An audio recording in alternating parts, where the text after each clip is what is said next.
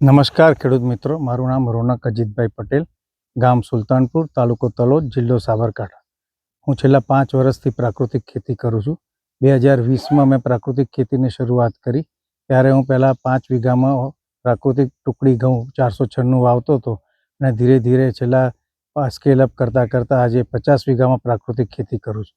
મારું farm ગોપકા certified છે, એટલે Gujarat organic product certification agency દર વર્ષે આ સર્ટિફિકેશન મારા ફાર્મનું રિન્યૂ થાય છે. તથા હવે મારા અલગ અલગ પ્રાકૃતિક પ્રોડક્ટની અંદર મારું પ્રાકૃતિક તેલ 20 નંબર મફરીનું, તલ, અડદ, બાજરી, ઘઉંમાં બંસી, ટુકડી, પછી અડદની દાળ અને ચણા, આ બધી પ્રોડક્ટો મારી પોતાની જ હું માર્કેટિંગ કરીને વેચું છું. છેલ્લા 3-3.5 વર્ષથી હું સૃષ્ટિ સંસ્થા સાથે જોડાયેલો છું. ત્યાં પ્રાકૃતિક ખેડૂત હાટ મારું રજિસ્ટર્ડ ફાર્મર છું.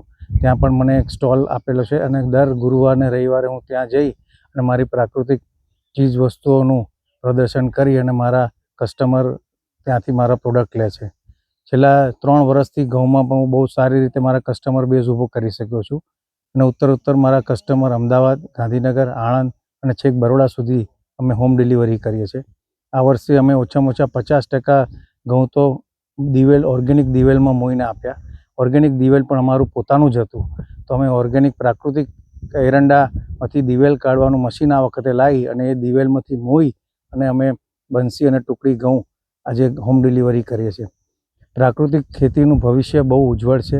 ખેડૂતોએ આની સાથે જોડાવું જરૂરી છે. હાલ તબક્કે તમારી જેટલી જમીન હોય એની 10-20% જમીનમાંથી તમે પ્રાકૃતિક ખેતીની શરૂઆત કરવી જોઈએ. શરૂઆત એટલા માટે કરવી જોઈએ કે પહેલાં તો તમે પોતે પ્રાકૃતિક ખાઓ. 4 મહિના 4 સિઝનનું શાકભાજી, 3 સિઝનનું તમે જાતે પ્રાકૃતિક કરો, પોતે ખાઓ. પોતાની જાત મફરી વાવો, અનાજ, ઘઉં, બાજરી આ બધું વાવીને પોતે કન્ઝ્યુમ કરો ને તમારા મિત્ર વર્તુળને, સગા સંબંધીઓને આપો. એમ કરતાં પહેલા વર્ષે 10-20%, એમ કરતાં 20-20% કરતાં 5 વર્ષે તમે તમારું સંપૂર્ણ ફાર્મ પ્રાકૃતિક કરી શકો છો. પ્રાકૃતિક ચીજ વસ્તુઓની જરૂરિયાતો માટે દિવસે દિવસે ઉત્તરને ઉત્તર ડિમાન્ડ સિટીઝમાં, અર્બન એરિયામાં વધતી જાય છે.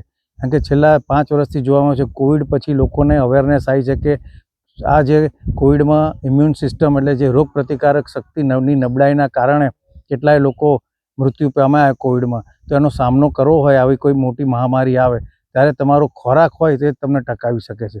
ત્યારે પ્રાકૃતિકનું ઇમ્પોર્ટન્સ બહુ વધે છે.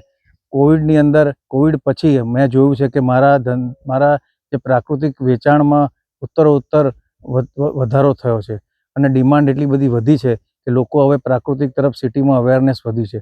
સાથે સાથે ઘણી બધી કંપનીઝ પણ આ પ્રાકૃતિક પ્રોડક્ટ્સની અંદર પોતાની દુકાનો, શોપ્સ ખોલી રહ્યા છે મોટા સિટીમાં, અને એ લોકો પણ ખેડૂતોનું પ્રોડક્ટ બાય કરે છે. સીધા તમે કસ્ટમર સુધી ના પહોંચી શકો તો તમે આવી કંપનીઝ જોડે ટાઈપ કરી શકો.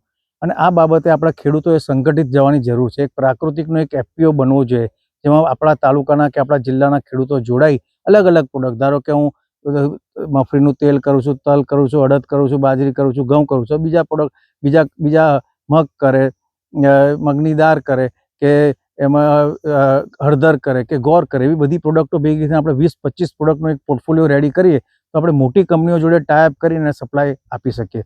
તો મારી એક ખેડૂતોને ખાસ કે પ્રાકૃતિકનું ભવિષ્ય બહુ ઉજ્જવળ છે. સાથે મળી સંગઠિત થઈ અને FPO બનાવીને કામ કરીએ તો એક મોટા પાયે આપણે પ્રાકૃતિકનું એક મોટું રેવોલ્યુશન કરી શકીએ.